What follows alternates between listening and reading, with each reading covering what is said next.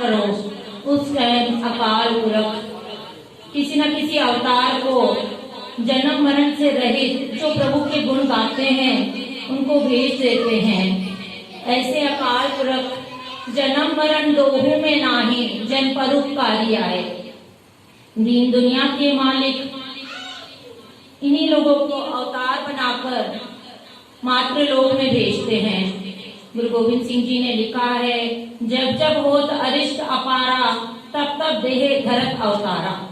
अर्थात जब जब दुनिया में पाप बढ़ते हैं, धर्म के रास्ते में रुकावटें आती हैं, कांटे आते हैं, तब गुरु अवतार दुनिया का जामा पहनकर आते हैं। पाप जब अपनी चरम सीमा पे पहुंच जाते हैं तब अवतार और भगवान को आना पड़ता है। इसी तरह कलगीधर पातशाह इस संसार में आए इस अशांति को दूर करने, खालसा पंथ को सजाने के लिए, क्योंकि खालसा तो था, सिख तो सजे ही हुए थे, खालसा नहीं था। खालसा पंथ श्री गुरु गोविंद सिंह जी ने सजाया। सुनी पुकार दातार प्रभ गुरु नानक जग में पठाया, कहते हैं ना। तो इसी तरह धरती पर जब पाप बढ़ गए, उनकी पुकार सुनने के लिए जब औरंगजेब के पाप कर्म बढ़ गए, अत्याचार बढ़ गए, तब दुष्ट दमन गुरु गोविंद सिंह जी का अवतार हुआ। दुष्ट दमन के रूप में मैं पिछले जन्म में तपस्या कर रहा था, बंदगी कर रहा था, तभी अकाल पुरख का हुक्म हुआ कि गुरु नानक जी के 10वें जामे में तुसी जाना है। वो जगह बंदगी की सप्त श्रृंग सोबत है, तहाँ हेमकुंड पर्वत है, जहाँ पर हेमकुंड पर्वत है, चोटियों पर 7 चोटियों पर बर्फ से ढका हुआ हेमकुंड पर्वत, बर्फ, नाले, समुंदर, पहाड़ भरे हुए झील है। वहाँ मैं बंदगी कर रहा था पिछले जन्म में। तो अकाल पुरख का बुलावा आया कि अगला जन्म तुम्हें गुरु नानक देव जी का 10वां जामा बनना है। उन्होंने निरंकार से कहा, ये तो बड़ी जिम्मेदारी है, लेकिन निरंकार का हुक्म हुआ सिख पंथ को खालसा पंथ में तब्दील कराना है। गीदड़ को गुरु गोविंद सिंह जी ने कहा है ना, गीदड़ से मैं शेर बनाऊं, चिड़िया से मैं बाज लड़ाऊं, 1.25 लाख से 1 लड़ाऊं, तभी गोविंद सिंह नाम कहाऊं। उसके लिए उन्होंने अकाल पुरख से प्रार्थना की कि मुझे ताकत चाहिए। तो परमात्मा ने कहा, तेरी बंदगी इतनी है, तेरी बंदगी इतनी है कि तू तो अकाल पुरख का रूप हो गया है। तो एक वचन देता हूँ, मैं अपना सुत तोहे निवाजा, पंथ प्रचर सर्वे को साजा। मैं अपना सुत तोहे निवाजा, पंथ प्रचर करबे को साजा। अकाल पुरख ने गुरु गोविंद सिंह जी को कहा कि मैं अपना पुत्र तुझे बनाता हूँ और इस पंथ को चलाने के लिए तुझे आज्ञा देता हूँ। तो खालसा पंथ चला, जहाँ तहाँ ते धर्म चलाए, कुबत कर्म ते लोग खटाए। धर्म में परिपक्व लोगों को धर्म को प्रचलित करो, बुलंदियों पर पहुंचाओ और इस दुनिया से पाप का नाश करो। तो गुरु गोविंद सिंह जी की वाणी भी हम सुनते हैं ना, देहे शिवा वर मोहिए, शुभ कर्मन ते कबू न टरो, न डरो अरसो जब जाए लरो, निश्चय कर अपनी जीत करो। इस शब्द में गुरु गोविंद सिंह जी ने कहा है, शिवा भगवान को कहा है कि हे भगवान, मुझे ऐसी ताकत दे, ये वरदान दे कि मैं शुभ कर्म करूं, सिर्फ शुभ कर्म, जहाँ पर सच चलता हो उस सच का मैं साथ दूं। न डरो अरसो जब जाए लरो, निश्चय कर अपनी जीत करो। जब अन्याय के खिलाफ लड़ूं, धर्म के लिए अपनी जान दे दूं और ऐसा कुछ होता हो जो गलत हो, वहाँ पर मैं उसका साथ भी नहा दूं। तो अकाल पुरख की मर्जी से मातलोक में जहाँ तहाँ ते धर्म चलाए, कुबत कर्म ते लोग हटाए। यही करने के लिए गुरु गोविंद सिंह जी का प्रकाश हुआ। कहीं प्रकाश हमारो भयो, पटना शहर बिखे भव लयो। तभी हम इस मातलोक में आए, पटना शहर में हमारा जन्म हुआ और हम अपनी मौत से अकाल पुरख की मर्जी से इस जन्म में आए, इस मातलोक में आए। ऐसा गुरु गोविंद सिंह जी ने वचित्र नाटक में अपनी जीवनी, आत्मजीवनी में बताया। गुरु गोविंद सिंह जी का दरबार लगा था एक बार।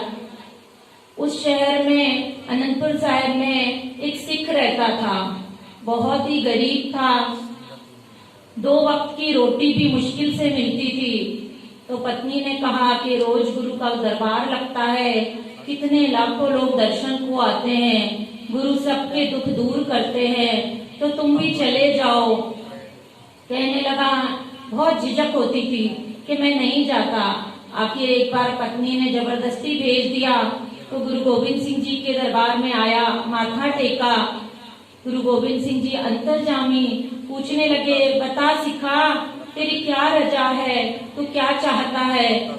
कहने लगा, बहुत गरीबी है घर में, 2 वक्त की रोटी भी मुश्किल से मिलती है, मेरी गरीबी दूर कर दो। गुरु गोविंद सिंह जी ने एक चिट्ठी लिखी बुद्धू शाह के नाम। बुद्धू शाह एक ऐसे फकीर हुए हैं जो गुरु गोविंद सिंह जी के मुरीद थे, बहुत बहुत उनके शागिर्द हुए हैं। वो चिट्ठी लेके बोला कि वहां पर चले जाओ, इनके पास तुम्हारा काम हो जाएगा।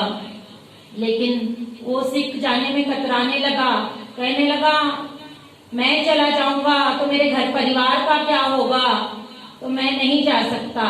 गुरु गोविंद सिंह जी ने कहा, तुम्हें चिट्ठी वहां तक पहुंचा आओ, फिर तुम वापस आ जाना। तब वो बुद्धू शाह के पास नहीं आना चाहिए, 6 महीने तक इसको अपने पास ही रखना। जब बुद्धू शाह ने ये बात पढ़ी तो सिख चिट्ठी लेके जाने लगा। तो बुद्धू शाह ने उसे बहुत समझाया कि गुरु का हुक्म है, तुझे 6 महीने यहाँ रहना है। जब वो नहीं माना तो गुरु के हुक्म के अनुसार उसे बांध के रख दिया, कमरे में बंद करके रख दिया उसे बांध कर। इधर उसकी पत्नी और बच्चे रास्ता देखते रहे। फिर सोचा कि चलो कोई सेवा पे लग गया होगा, गुरु गोविंद सिंह जी ने कोई सेवा बख्श दी होगी उसको। ये सोचकर पत्नी और बच्चे बाहर काम के लिए निकल पड़े कि रोजी रोटी तो चलानी है, काम तो करना पड़ेगा। अब वो भी चला गया। इस तरह जब वो बाहर आए, काम की तलाश में ढूंढते रहे, तो एक सेठ मिला। सेठ ने बोला कि आपको काम की जरूरत है, ये सब गुरु गोविंद सिंह जी के हुक्म में हो रहा है, अंतर्जामी महाराज आप करा रहे हैं सब। तो गुरु गोविंद सिंह जी के हुक्म में ही सबको रोजी रोटी मिल रही है कि भाई मैं कुछ नहीं हूँ। बताना चाहते थे भाव इसका कि तू करने वाला कोई नहीं है। तो आज जो सोचता है कि मेरे से मेरा घर चलता है, हम भी यही सोचते हैं ना, हम नहीं होंगे तो क्या होगा। ये जो मैं है ना, ये बहुत लंबी है साथ संगत जी, इसको तोड़ना तभी कहते हैं, रोज वैरास में पढ़ते हैं, अहंकारियां निंद का पिठ दे, नाम देव मुखलाया। क्या करते हैं भगवान, अहंकारियां निंदका को पिठ देते हैं, क्योंकि उन्हें अभिमान हो जाता है कि मैं ही सब कुछ कर सकता हूँ। वो सिख को भी अभिमान था कि मेरे बिना रोजी रोटी नहीं चलेगी घर की। जब बीवी बच्चों ने सेठ के पास काम करना शुरू किया तो उसने कहा, जमीन को लेवल करने का काम होता है ना, तो ये काम तुमको करना पड़ेगा। जमीन को लेवल करते करते उन्हें वहां से एक मुद्रा भर के, सोने की मुद्राओं की पोटली मिली। वो इतनी ईमानदार थी, औरत बच्चों के साथ जाके सेठ को वापस करने लगी। तो सेठ ने कहा, नहीं, इस पर तुम्हारा ही हक है, जिसने जमीन पर खुदाई की है, अगर कुछ मिलता है तो उसका ही हक होता है। तो वो उसको बैठे बैठे गुरु की कुदरत हुई कि उसको सोने की मुद्राएं मिली, उससे उन्होंने अपना घर बार बना लिया, बड़ा कारोबार चालू कर दिया। इधर ये 6 महीने बुद्धू शाह के पास कैद है मिली, और ये सब गुरु गोविंद सिंह जी की कृपा है कि हमारा घर बार परिवार इतना सोना हो गया, महल बन गए, कारोबार चल गए। ये सब देखकर वो सिख को गुरु गोविंद सिंह जी के ऊपर इतना विश्वास पड़ गया कि उसने सोच लिया अब पूरी जिंदगी गुरु गोविंद सिंह जी के ही गुण गाने हैं।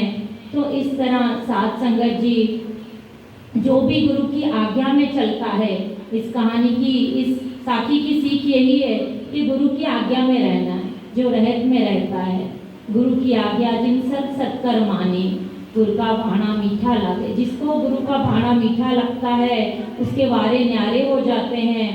एक दिन दिहाड़े मजदूरी करने वाला महल बना लेता है, कारोबार चला लेता है, जब उस पर गुरु की कृपा होती है और वो गुरु की रजा में रहता है। तो हमेशा गुरु की रजा में राजी रहना चाहिए।